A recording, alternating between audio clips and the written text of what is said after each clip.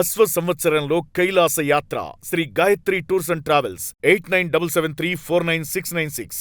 Sir నాకు తెలిసి ఎక్కడైనా బ్యూరోక్రాట్ అంటే ఐపీఎస్ ఐఏఎస్ వాళ్ళు కావచ్చు, చాలా కొద్దిగా లో ప్రొఫైల్ మెయింటైన్ చేసి మీడియాతో ఎంతవరకు మాట్లాడాలో అంతవరకునే మాట్లాడితే ఎక్కువ మాట్లాడతారు. కానీ మీరు ఓపెన్ నేను ఎక్కువ మాట్లాడినాను మీడియాతో. అంటే ఏదైనా డైరెక్ట్ సార్ ఏం మీడియాకి ఏం సమాధానం చెప్పాలో అది చెప్పేస్తానంటారు కదా. అంత స్ట్రైట్గా మాట్లాడితే ఒక ఆఫీసర్కి ఇబ్బందులు వస్తాయని ఏమో ఆలోచించదు అసలు. మరి వస్తారా అని ఉండే ఏమంతే చూద్దాం. ఇప్పుడు ఇదే కర్నూలులో డిఐజీకి ఉన్నారు, ఒక పత్రిక పైన కేసులు వేశారు, రిఫర్మేషన్ వేశారు, ఎఫ్ఐఆర్లు కూడా కట్టారంటున్నారు. అవును కట్టాను సార్. అవునండి, పత్రిక అనేవాడికి కొన్ని పౌర బాధ్యతలు ఉంటాయి. పత్రిక అనేవాడు ఉన్న యథార్థాన్ని వాస్తవాన్ని ప్రజల దృష్టికి తీసుకువెళ్ళాలి.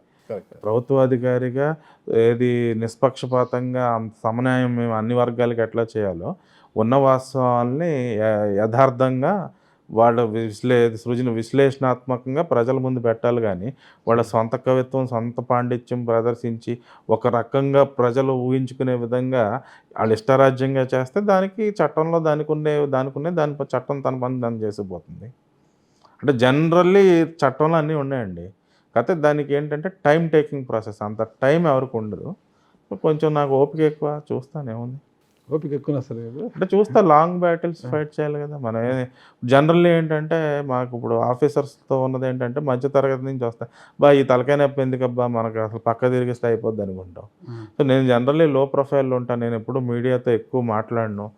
నా అంతటిగా నేను ఎప్పుడూ అప్రోచ్ అవ్వను. వాళ్ళు ఎవరన్నా వస్తే మాత్రం ఇవ్వాల్సిన తగు గౌరవం ఇస్తాను. వాళ్ళు అడిగిన దానికి స్పష్టంగా సమాధానం చెప్తాను.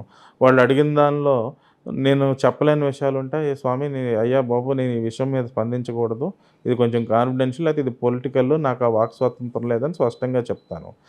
ఇది ఒక నార్మల్ సగటు ఒక డీసెంట్ మీడియా రిపోర్టర్, అది మీలాంటి వారు కానీ మురళీ గారు కానీ, లేకపోతే ఒక సాంప్రదాయబద్ధమైన మీడియా.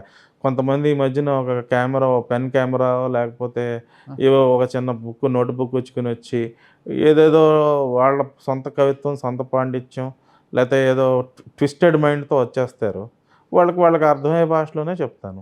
మీకు బుక్ నాలెడ్జ్ ఎక్కువ సార్? బుక్స్ బాగా చదివేవాళ్ళ సార్ చిన్నప్పుడు? ఏమన్నా చదువుతా అంటే బుక్స్ లేకపోతే ఇన్ఫర్మేషన్ అయితే పెట్టుకుంటా, బాగానే సఫిషియెంట్గానే ఉంటుందండి.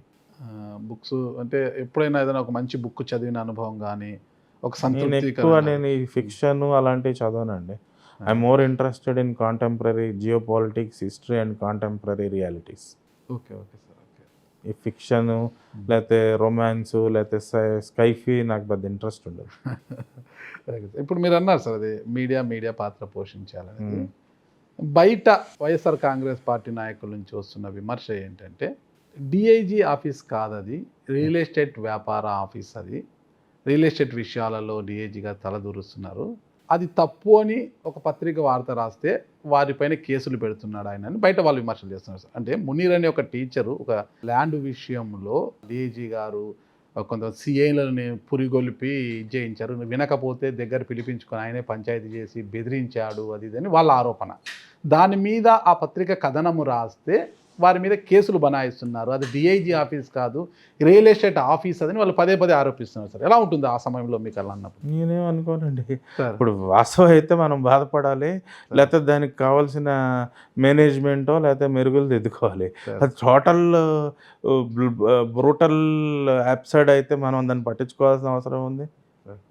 ఇప్పుడు అది టోటల్, ఇప్పుడు ఆ మునీర్ అనే ఒక టీచర్ ఎవరైతే ఉన్నారో ఒక కడప జిల్లాకు చెందిన ఒక ప్రముఖ రాజకీయ కుటుంబం వాళ్ళు వచ్చి కలవటం జరిగింది.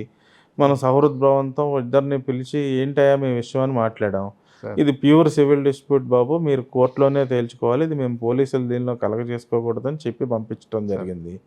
తర్వాత వేరే సందర్భంలో గ్యాంబ్లింగ్ రైడ్లో అక్యూజ్డ్ వీళ్ళు నైబర్స్ అవ్వటం వల్ల వాళ్ళ మధ్య టెలిఫోనిక్ కాల్ డేటా ఉండటం వల్ల వాళ్ళు పిలిపించారు. అదే సమయంలో పులివెందుల్లో జరిగిన నీటి సంఘం ఎన్నికల్లో 32 నీటి సంఘాల్లో తెలుగుదేశం యునానిమస్ అయిన టైంలో పనిగట్టుకుని సింహాద్రిపురం పులివెందుల నుంచి వచ్చి కర్నూలులో ఒక ఫాల్స్ స్టోరీ రాస్తే నేను గాజులు దడుకు కూర్చొని కదా, వాళ్ళకి అర్థమయ్యే భాషలో చేయాల్సింది చేశాను. అసలు ఆ మునీర్ ఒక ల్యాండ్ ఇష్యూలో మీ పాత్ర లేదంటారు సార్? అసలు నాకు ఒక సబ్జెక్ట్ ఇప్పుడు ఎలా ఉంటుందంటే అండి, ఇది మన సమాజమే ట్విస్టెడ్ సొసైటీ సార్.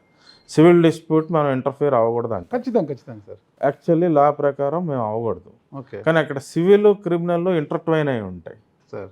సో మేము క్రిమినల్ దానిలో కూడా ఇంటర్ఫియర్ అవ్వకుండా ఎలా ఉంటాం? ఒక తెలివైన లాయర్ ఉన్నప్పుడు ఇంటర్ అదే నీకు అది విడదీయాలి. ఇలా ఇంటర్ట్వైన్ అయి ఉంటుంది, గొళ్ళంబాటు ఉంటుంది. మేము క్రిమినల్ ఆస్పెక్ట్కి ఇంటర్ఫియర్ అవ్వాలి. సో కానీ ఒక ఎక్స్టార్షనిస్ట్ మైండ్ సెట్ ఉన్న ఒక అడ్వకేట్, ఒక మీడియా వాడు పోలీసులు సివిల్ డిస్ప్యూట్లో ఇంటర్ఫియర్ అవుతున్నారని చెప్పి బురద జల్లేసి వాళ్ళు వచ్చి ప్రైవేట్ సెటిల్మెంట్లు చేసేస్తారు, ఫోర్సిబుల్ సెటిల్మెంట్లు. సార్. సో మరి దానికి ఎవరు స్పందించాలి? ఎవరో ఒకటి పౌర బాధ్యత తీసుకోవాలి కదా. అది ఎవడో ఒకటి ఓకే దాని మీద బురద జల్లుతారు, ఏదో చేస్తారు, అంతమించి ఏం చేస్తారు? నిజంగా వాస్తవం ఉంటే డిపార్ట్మెంటల్ యాక్షన్ కోర్టు నుంచి ఉంటుంది, ఏమీ కాదు కదా. ఎవడో ఒక చెట్టు కింద ప్లేటరో లేకపోతే ఒక పెన్నో పేపర్ పట్టుకుని సెమీ లిటరేట్ వాడు రాసిన దానికి మనకేమీ అవ్వదు కదా. ఇలాంటి కథనాలు వచ్చినప్పుడు నాకు కొద్దిగా పెయిన్గా ఉంటుందా? అస్సలు ఉండదండి నాకు. ఓకే. ఎందుకంటే అసలు అంటే కాదండి, ఫస్ట్ పోస్టింగ్లో వచ్చినప్పుడు బాధపడ్డానండి. సార్. కానీ తర్వాత అర్థమైంది ఐఎమ్ ఏ డిఫరెంట్ క్రియేట్. భగవంతుడు మనకు అవసరానికి మించి తెలివి ఇచ్చాడు, మనకు ఒక సామాజిక దృక్పథం ఉంది, ప్రజలకి న్యాయం చేయాలని ఒక సంకల్పం ఉంది. నా దగ్గరకు వచ్చిన బాధితుడిది వాడి ఆకలి బాధ, వాడి ఆర్తనాదం మనసుకు తగిలితే మాత్రం చట్టం కన్నా ధర్మానికి ఎక్కువ ప్రయారిటీ ఇస్తాను. సో ఈ ప్రాసెస్లో ఏంటంటే దీనికి ఇట్స్ వైడర్ సబ్జెక్ట్ అండి. బ్రిటిష్ వాళ్ళు మనకు చేసిన చట్టాల్లో ఉన్న బిగ్గెస్ట్ డెఫిసిట్ ఏంటంటే there is no element of morality, నైతికత అనే ప్రమాణం మన చట్టాల్లో లేకపోవటం వల్ల ఏమవుతుందంటే ఈ న్యాయం అనే దానికి ఒక టైం బౌండ్ ఉండాలి. When there is an element of morality, timely justice ensure అవుద్ది. When there is because of lack of element of morality, procedural and more emphasis on proceduralities, justice is indefinite అన్నమాట. So ఈ ప్రాసెస్లో there are multiple groups of people who thrive on it and I hit nail on their ఏమంటారు దాళ్ళ coffin మీద కొడతా అనమాట. Definitely it affects their livelihood, so they attack. ఇది అర్థమయ్యి నేను వదిలేశాను ఇంకా. So I also hit back. అంటే ఒకవైపు చూస్తే కోయ ప్రవీణ్ గారిలో పాజిటివ్స్ కనిపిస్తున్నాయి, డిపార్ట్మెంట్లో నెగిటివ్స్ కనిపిస్తున్నాయి. చాలా ఉంటాయండి నెగిటివ్స్. ఎంత బాగా చెప్తున్నారు సార్. నెగిటివ్స్ ఉంటాయండి. అంటే ఇప్పుడు సారు మంచివారంటే, మంచితనం అంటే ఏంటండి? నొప్పించక అందరితోనూ సర్దుకుపోవటమే మంచితనం.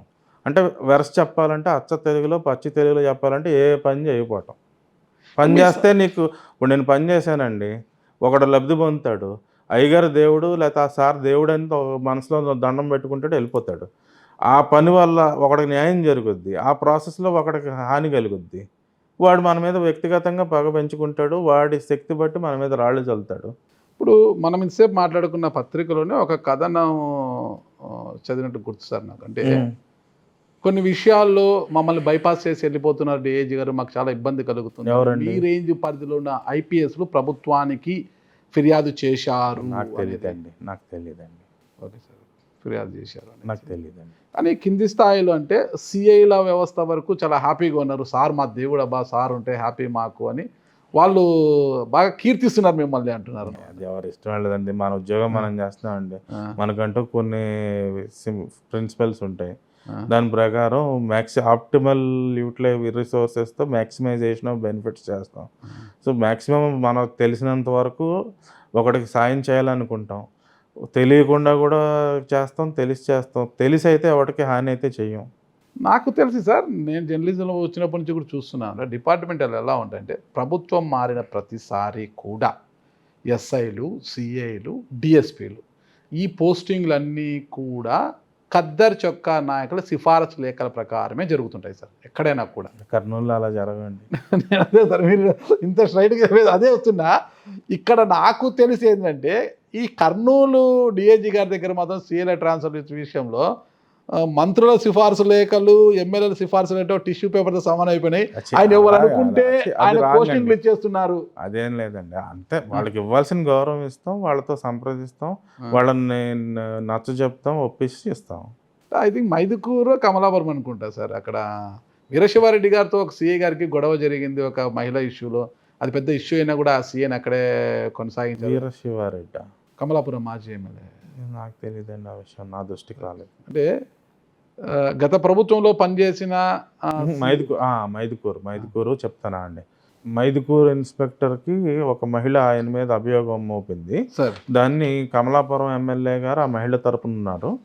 ఈ సిఐ తరపునేమో మైదుకూరు ఎమ్మెల్యే గారు సిఐ శివశంకర్ గారు. యాదవ్ అనుకుంటా సార్ ఆయన. అవునవును.